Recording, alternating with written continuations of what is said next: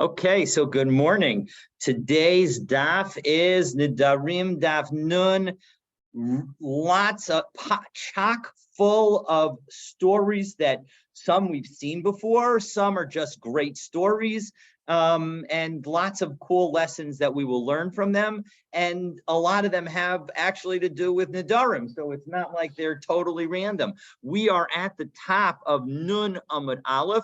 Let me share my screen and we will get started. So we concluded yesterday with the story of Rabbi Yehuda refusing the gift of a garment because he didn't want to benefit from this world.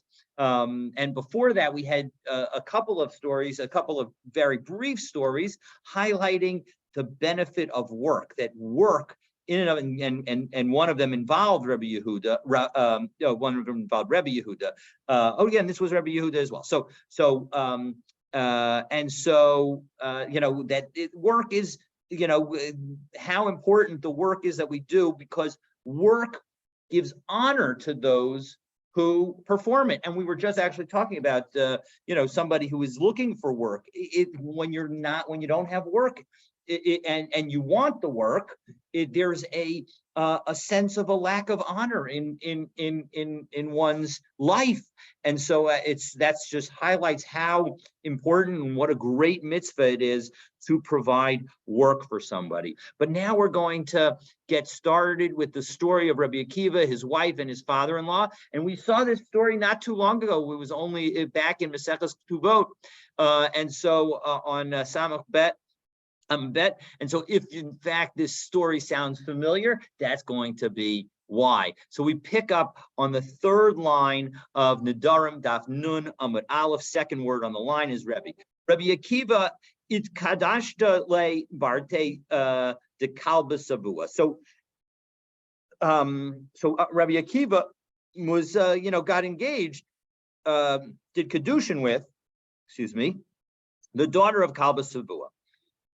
So Shama Kalba Savua. So the father-in-law, the father of Rabbi Akiva's new wife, heard about the fact that this guy Rabbi Akiva was marrying her, and of course he wasn't Rabbi Akiva at the time. A piece that was mentioned in Ketubot that isn't mentioned here is that it said that Rabbi Akiva was one of the shepherds for Kalba Savua's flock, or maybe even for his grandson's flock. So Adra Hana Mikol Nechse. So he said, listen, that's it. No, you're not entitled. I'm disowning you. You are by a vow, I'm prohibiting his daughter to benefit from any of the father's possessions. So Uzla in Nasiba lay Sisva. And so she, so that winter they got married. And so Hava Ganu Bey Tivna. And because they were very poor, right? So they had to sleep on a straw bed. So Hava Kamenakit lay Tivna min Mazya. And it's not, here it seems to be that the way it's noted in connection with the Hagot Tzionim, the question is whose hair is being the hair is being plucked. So it seems like if you look at the text, it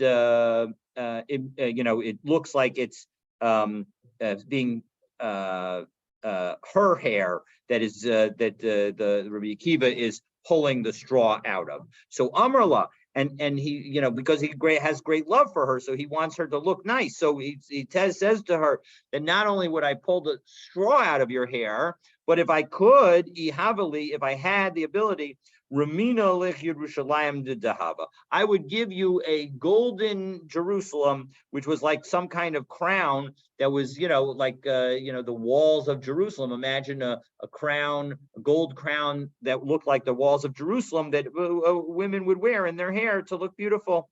So Asa Eliyahu, Hanavi, who obviously lived many generations before and is often a character who comes into these stories. So Idme Lahom Kamcha.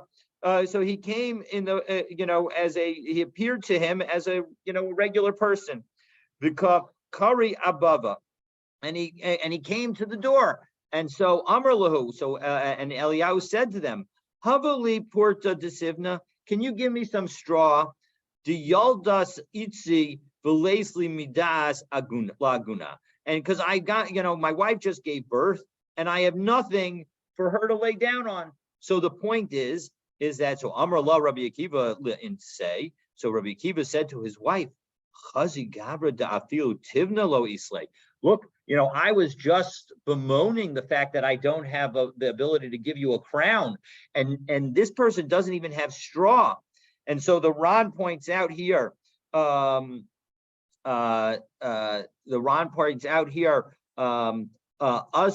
Eliyahu Adami Lahon Insha, the last of the wide lines in the start of the Ran, and says Kedei L'Nachemotam, that the purpose of this visit was in order to help Rabbi Akiva feel better. L'harod lahem sheyesh aniyam yoter mehem, that sometimes it's not you could refer to this as Schadenfreude, but I don't think that's what it is. I think it's enabling Rabbi Akiva to remember and appreciate what it is that he has. And so that's why Rabbi Eliyahu came to Rabbi Akiva at that moment. So the story continues. So Amrale, she said to him, Zilhavi Beirab, go learn in yeshiva, go learn by a teacher. So Azal Tartis Reishnin Kameh de Rabbi Eliezer Rabbi Yoshua. So he went and learned in front of Rabbi Eliezer and Rabbi Yoshua for 12 years. Lemishlam Tartis Reishnin, at the end of those 12 years, he came home.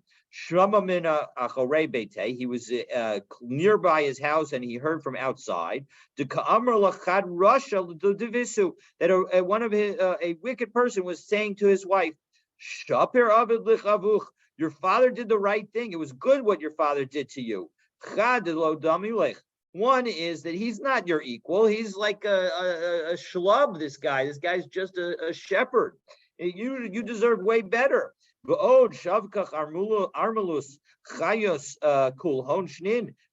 moreover, he's left you like a widow living all these years. So Amrale, she said back to him, if he'd listened to me, he should go back and learn for another 12 years. So Rabbi Akiva said, so Hoel v'yavas li rishusa, since she's given me permission, idar la'achore, I'm going to go back.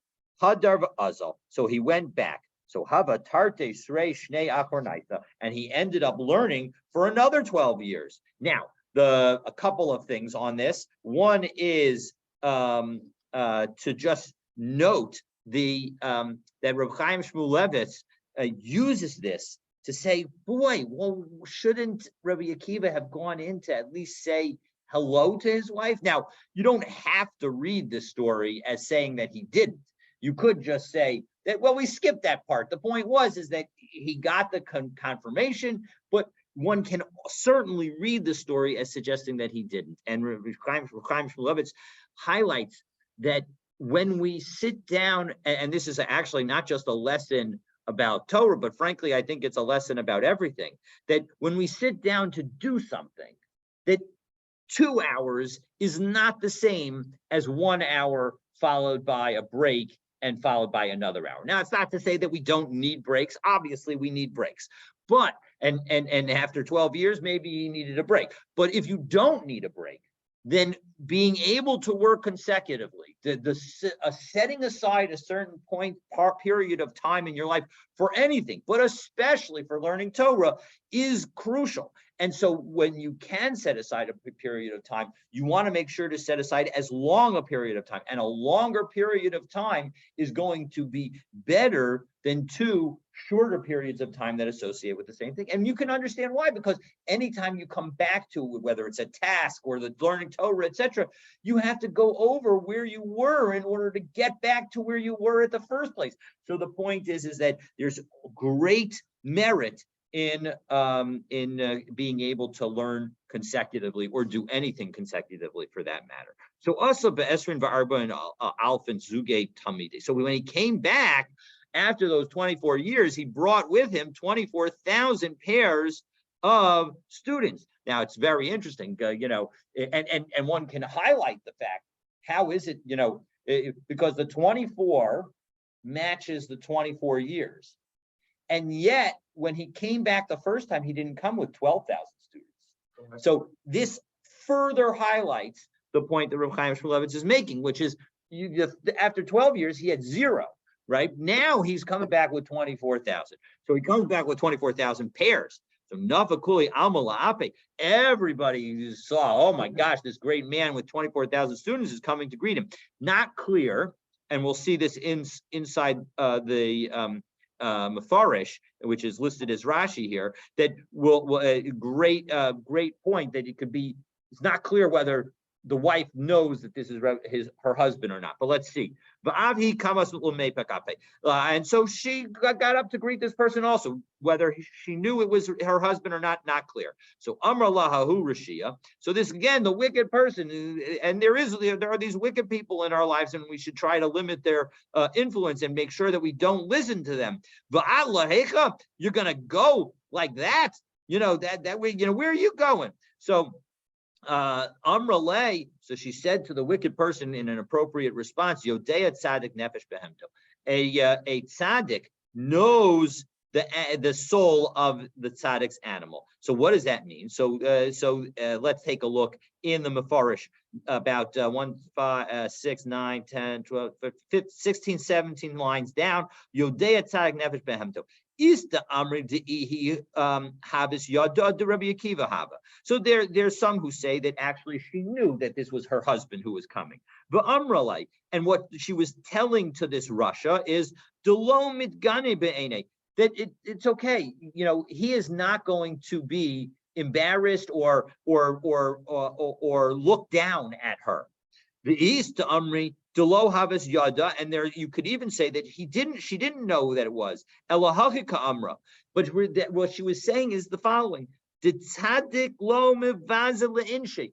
A righteous person does not embarrass somebody, does not look down at anyone, feels a sense of compassion and love to all of humanity. And so as a result, as we try to live through our lives, this is such an important lesson that we have an opportunity in everything that we do to follow this tzaddik method of not embarrassing anybody, not belittling anybody, and we can all improve. There's not a question in my mind that we're all human. We don't always listen to our better selves, but this is an area that we can really take away from this Gemara, that every one of us can be a lo mivazala in shape kind of person. So achas le'chazuye lay. So she asas is chazuye lay. So she came and she saw him, and she was trying to see him. So, ka madchan la rabbanan. Well, there were 24,000 pairs of rabbis around him, the other students, and they were trying to say, "What are you coming here? You look like you're so poor, etc."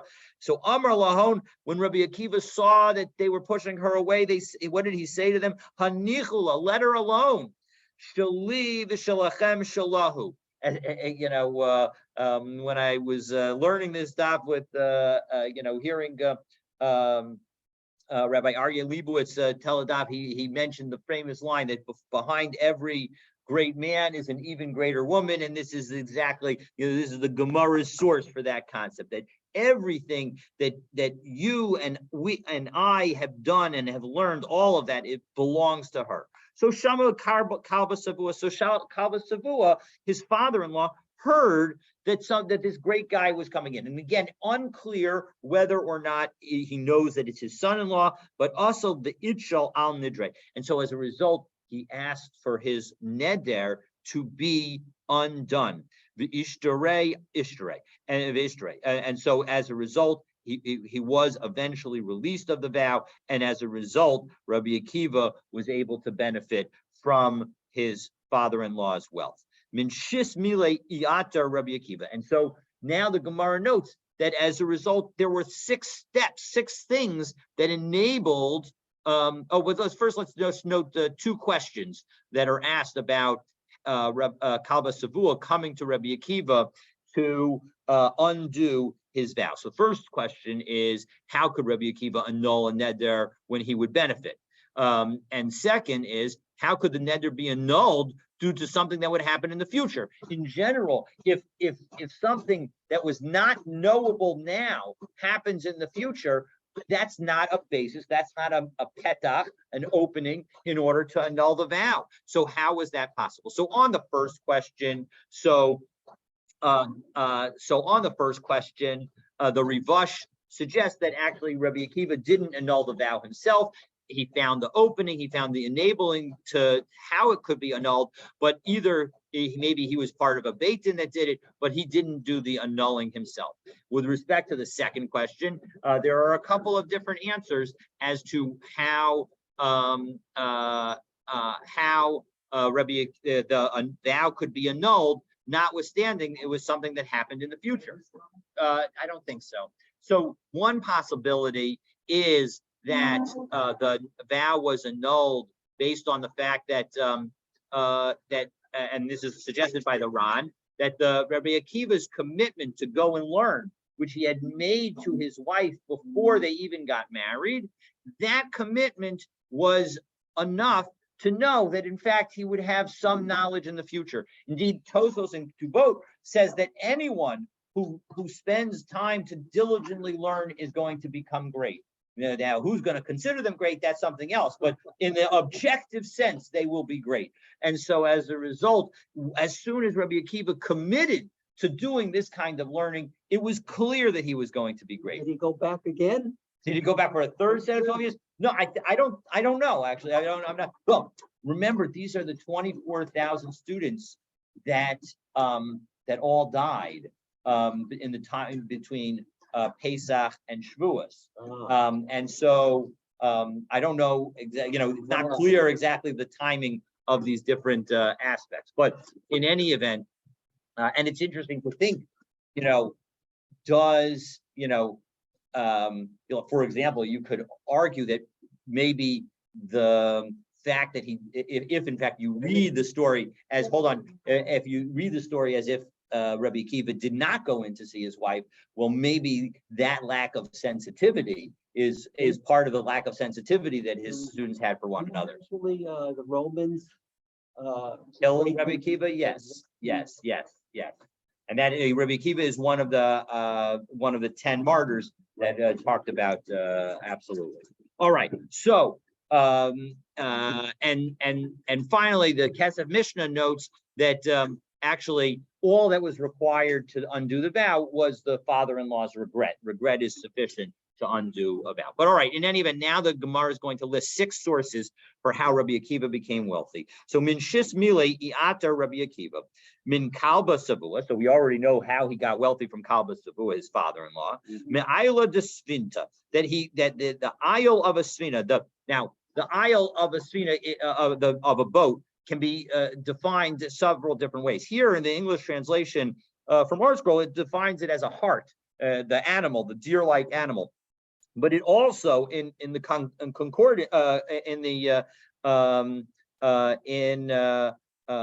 Jastro, it notes that the Isla of Asfina is also what is referred to as essentially the battering ram of the front of the ship. But whatever it is, the kol svinta avdinle min ein, that every one of these would make one of these things. And if you look on on like a Google search for the beak of a ship, it will show old ships. Mark, you might be interested in it. Old ships, they would have in the front of them like a piece sticking out, and the piece sticking out would I think do a couple of things. One is that if they actually got into an accident, it would help protect the main part of the ship because it would break off and not the main part of the ship. Maybe it would also be used as a battering ram. That's better. Thank you. That's the word I was looking for. A battering ram. And but in any event, each of these ships had it. And Zimnachada and what they on Shuyu al Kef Yama. And one time it was left on the seashore that maybe it had fallen off. But Asahu Ashkei, and Rabbi Akiva came and found it. And the Ran tells us 2 things about this.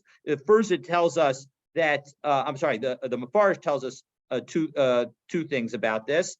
What kind of boat is this? What kind of boat is it? This is an old kind of boats. really old. It's going to be a big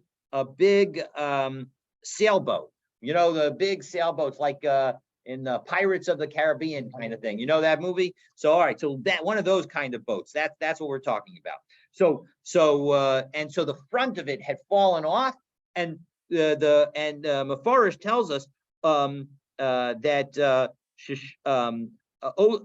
if we take a look a couple lines down from the previous one, how tall is it? The ships are probably like about the living place of the ship is probably about 20 or 30 feet tall, and this mast could be about 100 feet tall or something like that. I don't know how tall they were in the times of the Gemara. Well, I don't know if it would be that big, but it could be big. So I'll just do the Mefarish outside. That the point is that the sailers would put money into it. Now you can imagine a couple of different reasons. Why? One is for good luck. They what they would say, or it could be just a good storage place because and everybody would know that because it's hard to access. Or it could have been that it could add weight to the front of the ship in order to help it, with thrust, exactly, with the good momentum, exactly as a battering ram. In any event, the point is that it fell off, and Rabbi Akiva found it on the seashore, and it had lots of money in it, and that's the second way that he became wealthy. Umin Gavza, and then there was this treasure chest. And then what happened? That it once happened that Rabbi Akiva gave 4 zuz to some sailors to buy something for him. So Amar lahu, go buy me something. Lo ashkachu el gavza shel al kef yama, and they didn't really find anything to buy, but they found this treasure on this chest, on a seashore, and they said, you know what, we'll give that to Rabbi Akiva because he gave us this money. So Asyule, they gave it to him. Amrule, Abid Marana Ale. Listen, we didn't find anything for you to buy, for us to buy with your money, but here, take this. So Ishtakach the Hava Mali Dinari, and it turned out that it was filled with dinarim, and filled with coins. All right, how come this little chest was filled with coins? That there was a ship that happened to belong to some traders, and it sank. And all the money associated with that, with the business that was being done, was put in that chest. The Ishtakach Bahu Zimna, and that's exactly what it was found on that time. So that's the next case. Then number 4, Umin Matronisa, and then there was this matron, this noblewoman. And so what's the story there? So let's take a look. This is a great story. And so let's look in the last Rashi, on I did this a couple times here. Last Rashi on the daf. And it says, Shapam achas what? Who be the leader? Looking for the boat. Who's the captain of the ship is always the leader. Absolutely. So that captain wasn't too happy because his ship. No, not Rashi or anybody else. But now we're going to hear a great story. So listen closely. Shapam achas hutzruchu chacham mammon harbe lebeit hamidrash. So there was a time where the rabbis needed some money in order to build themselves a room that they would learn in, a Beit Midrash. The Shigru as Rabbi Akiva Eitzel Matronusa. So they went and they sent Rabbi Akiva to go to this noblewoman, Matronusa Achas. V'lava mimena mamon gadol. And so they borrowed a lot of money from her because they needed a lot of money, so they borrowed it. The Kishinasnalo. So the woman was okay. I'm going to lend you the money. Amra, and when she gave it to him, she said, Amralo, mi yeli arev. Who's going to be the guarantor on this loan? Shatifrali Elizman Kavua, who I can be assured will pay for me at a specific time. So Amr Allah, so Rabbi Akiva said to her, Misha Tirza, whoever you want. Amr Allah, she said back, who do I want to be my guarantor? HaKadosh Baruch Hu v'Hayam. That she wanted the God and the sea to be her guarantors. Shahaya Besa al Sfas Hayam, because her house was on the seashore. So Amrullah Rabbi Akiva, Kenya. Rabbi Akiva said, okay, God and the sea will be your guarantors. Kishehigia Hazman then the time came to pay back the money. And you know what? The rabbis had the money, but Chala Rabbi Akiva was not feeling well. And he wasn't able to give her the money. So Yatzas Osa Matranusa al Sfas Hayam. So the woman goes outside her house to the seashore and she says the following, Va'amra, and she says, Ribona Shalom, God,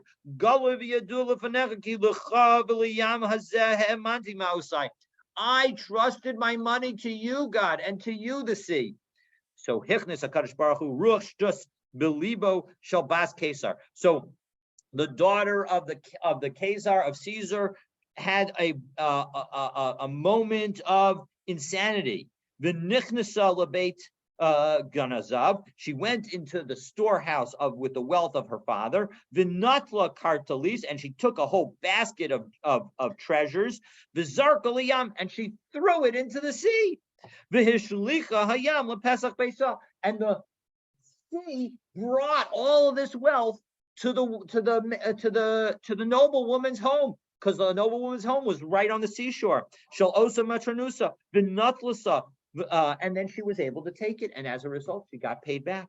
Little Acharsman. Now, after a little bit of time, Hevi Rabbi Akiva Hamamun. So Rabbi Akiva brought the money to her. V'amar Allah, and he said to her, "Listen, al yichar lech shelo hevati lecha hamamun. Please forgive us for not giving you the money sooner, right? Bisman shekavu shechalisi. I was sick. I'm sorry that I was late." So Amra lo yehei hakol shalcha. She says to the guy, she says to Rabbi Akiva, all that money belongs to you. Why? Shimamoni baliyadi, because my money came to my hand. I was paid back. Bismano, on time. Visapra lo kol hamasa. And she told him the whole story. Vinasna lo matanot gedolot upatruso l'shalom. And she forgave the rest of the payment, and she gave, and indeed he gave her, she gave him additional presents of the additional money that was left over because she got paid even too much. So that is story number 4, the story of the noblewoman. Story number 5. Umin Ishto shall Turnus Rufus, and the wife of Turnus Rufus. And again, I accidentally did the Rashi instead of the Ran, but okay. So so Rashi here at the beginning of the Rashi says exactly what's going on, and says Adonachad Shishmo Rufus. There was this guy named Rufus. And he would always engage in debates with Rabbi Akiva. And Rabbi Akiva would always beat him in these debates every time. And so as a result, he was embarrassed by the fact that he kept losing. And so he told his wife, Amrlo, she said to him, I'm gonna trick him. I'm gonna get him. I'm gonna bring him down. Lefisha haita yafat toar, because she was very beautiful. Bioter, but ata bata etzlo. So she came to him. The gilta shoka, and she revealed a little bit of skin. The kenegdo opposite him, so he would see her. V'rok Rabbi Akiva. Rabbi Akiva spit. The sakak, and he laughed. Ubaka, and he cried. Amra lo. So she said to him, Madu asita came. Why did you do these things? Amra lo. She said back to him. He said back to her, Hashnayim Omer lach. I'm going to tell you the reason for 2 of them. Masha rakakti b'shvil shematipa srucha bat. Because I spat because, yes, you are very beautiful, but you came from a putrid little drop. Meaning, the point is, we all come from nothing, and we have to come from a disgusting moment. One could argue. Ubachisi b'shvil sheyofyech ativ liblot ba'aretz. And I cried because your beauty will eventually be eaten by the ground, meaning you are going to die, and your beauty will be no longer. Umasher sakak, but when it comes to my laughter, lo ratzalom lo. I don't want to, he didn't want to tell her.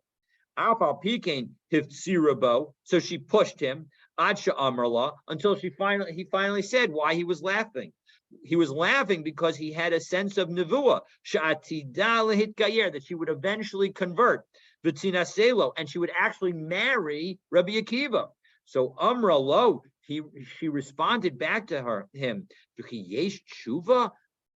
I'm going to marry you. That I have this opportunity to actually do tshuva and be a Jewish woman and be somebody who is worthy of being married by you, the great Rabbi Akiva. Amar lahein, yeah, that's the power of tshuva. That's the power of repentance. V'nisgaira, she became Jewish. La'achar shemeis bala, after her husband died. V'nisislo, and she married Rabbi Akiva. V'hevialo mamon gadol, and all the wealth that her husband had, she was able to bring into the marriage. And finally, the sixth and final reason, Katia Bar Shalom. So Umin Katia Bar Shalom. And what's the story there? So according to the Gemara in Avodah Zarah, Katia Bar Shalom was an advisor to Caesar when Caesar asked what one should do if he has dead flesh on his foot. And he was referring in a hinting way to the Jewish people. And all the other advisors say, listen, you got some dead flesh on your foot, cut it off. That's what you should do. And so implying that he should kill all the Jews.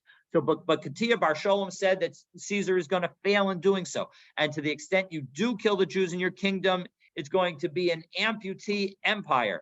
And so Caesar was convinced, but then sentenced Katia Bar Shalom to death for beating him in an argument. So on the way to being killed, a woman pointed out that, listen, look at the irony. Here you're being killed because of the Jews, but you're not even Jewish. So Katia then circumcised himself and joined the Jewish people. And he said that his estate should go to Rabbi Akiva and his colleagues. And so Rabbi Akiva received half of the estate as a result. So we have 6 different stories. And it was noted that a possible reason is to emphasize that he didn't become wealthy because he was charging tuition for the 24,000 students. Okay. So related, yes, please. Yeah. So several of these are the result of finding lost objects that had enough of a siman that the Gemara is able to say who actually was the original owner of the lost objects. So wouldn't he have been required to return that, maybe get a reward as a result? But that's an excellent question. I think that the reason that the Gemara tells us that it's from non-Jewish merchants is because I think that probably the Gemara is working under the impression that there would not, in fact, be an affirmative obligation to do so. One could also argue that even if there is a sign on it, if the person has given up hope, if there's an indication that most likely they gave up hope, and in these cases, sunken treasure is almost never recovered. So, one could assume that they had given up hope. So those would be 2 answers, but I did not see anybody who specifically addressed that question. Under contemporary law, a sunken treasure still remains the property of whoever it was or the country that it was, but the salvager is actually entitled to a very substantial payment for doing the salvaging.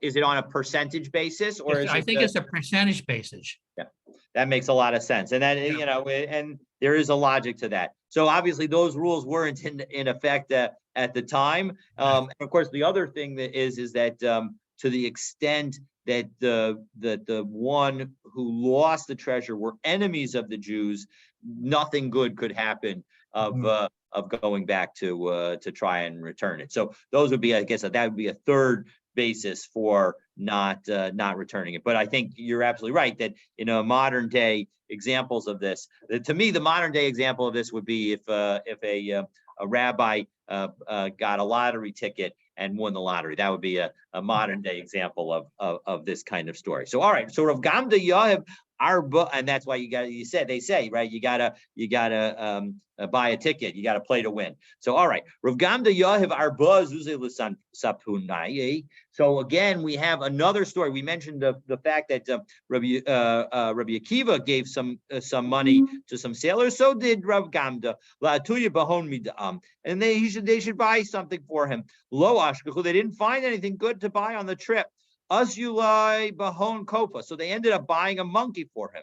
Ishtame, but then the monkey ran away and escaped. Al Lacharta, and into a hole. So chafru batre, they dug in after him, and it turned out that they're in that hole. Ashkeche deravia al margaloyisia. So they found the monkey was sitting on some pearls. So maybe better to be gems, because pearls are, you come from what's called mollusks, and so but in any event, marglioso are usually defined as pearls. So maybe somebody had hid them there. Kulhon, and the sailors were honest, and they recognized that they were on a trip for Rav Gamda, and they gave Rav Gamda the associated with pearls. It would be wonderful if all business people were as honest as the sailors that we have in these two stories. All right, Amrale bas Kesar Rabbi Yoshua ben Chananya. So we mentioned one of the stories in connection with Rabbi Kiva related to the Kesar. So Amrale bas Kesar, specifically the last of the stories with Katia Bar Shalom. So the daughter of the Kesar once said to Rabbi Yeshua ben Chananya, Torah mufa'ora b'chlim muchawar. Look at this. You are so ugly, and your Torah is so beautiful. So how could that be? So Amar Allah, limdi me beis avuch. Let's learn from your father's house. What does he put wine in? Amar Allah, b'mayne defachra. He puts it in clay vessels. So Amar Allah, kuli alma b'fachra v'atun b'mani v'fachra. Everybody does that. You're royal. You're so wealthy. You should put it in nicer vessels. You're going to put it also in earthenware vessels. So atun achisan b'mayne dechaspa v'dahava. So she went. You should put it in gold and silver. So aslos v'ramas chamra b'mayne dechaspa v'dahava. So she went and did so. Not a good idea. V'sari, and of course it all got sour. So Amar Allah. So Rabbi Yoshua ben Chananya explained to her, Af oraisa came. So too is the Torah. The ha'ika shapirin. Oh, so too is the Torah, meaning that if an ugly vessel is going to be the perfect means for Torah. The ha'ika shapirin ugumirin. Well, 1 second, she said back. Look, you can make that case, but there are plenty of handsome rabbis out there. So what are you talking about? So Amar Allah. So he said back, Ihavu snu. If in fact these scholars, now what sunu means in this context is not clear, so we'll give the first translation as they give here. If the scholars in fact were ugly, they would know even more. And Tosfos actually understands it as not as if they were ugly, but if in fact havu sanu, if they actually hated beauty, meaning if they weren't occupied with their looks, then they would be even more learned. And the point is that if you're occupied with your looks, you're not occupied with learning Torah. All right. So there was a person who came to Rav Yehuda from Neharda in order to learn Torah, to get to have her case heard. And this is going to relate to the previous story, because we're going to talk about the attractiveness or lack thereof of a particular Torah scholar. And she was found that she was the one who was liable. So Amra Le, she said to him, Shmuel Rabba Chachik Nanan, would Shmuel your teacher have ruled this way? So Amra La Yadat Le, he said back to her, did you know him? Amra La Ain, she said, yeah, I absolutely did. Gutza, Barabba Krese, he was short and he was fat. Ukam, he was dark. Barabba Shine, and he had big teeth. So Amar Allah, Rabbi Yehuda said to her, Levazuye Kasis, you've come to talk terribly about him. So Itza Bishamta, you should be excommunicated. Haka Umesa. And then immediately she burst and she died. Okay, so not a happy story.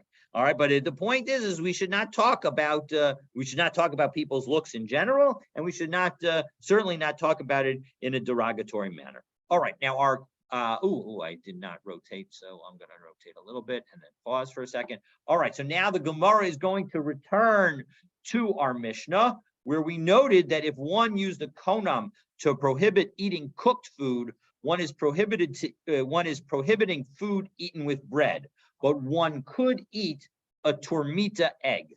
Now, what is a tormita egg? Well, that's exactly what the Gemara is going to begin with. So let's take a look. What is a tormita egg? So umuter bebeitza tormita, umay beitza tormita. What is that? So Amar Shmuel, Avda de Avid la shavi alpei dinari. If you have a slave that knows how to make this thing, that slave is very valuable. That slave is worth 1,000 gold dinar. So ma'ayol la alpa zimne b'mayachamim. Because what does it involve? First of all, it involves a lot of work. You have to dip the egg 1,000 times in hot water, v'alva zimni b'maya kariri, and 1,000 times in cold water. And somehow through this process, and Shmuel himself, we'll see, doesn't even know exactly how, but it will result in adam mitzutra ki hechi devala yasa, until the egg shrinks so that you could literally swallow it. Basically, it's like some kind of pill. And they're, by the way, they are developing this kind of thing, not in this particular manner, but we'll see in a moment. And if, in fact, there's some kind of affliction that your body has, well, then it will attach itself to this very dense egg, and it will come out when you, as all things that you digest come out, eventually do. So yada and yada asya my sama misboile, and the person who's taking care of you, whether the bloodlet or whatever, will know what the person needs, in order to get well, uvamai mitase, and how we're going to heal him. So the healer will know how to heal the person. And Shmuel have a badag nafshe bekocha. But even though Shmuel knew about this method, when it came to his own self, he wasn't able to use this method because he didn't know exactly how to do it. So he would use a kolcha for a self-examination. Not exactly clear what this kolcha is, but it's clear that it would be painful because that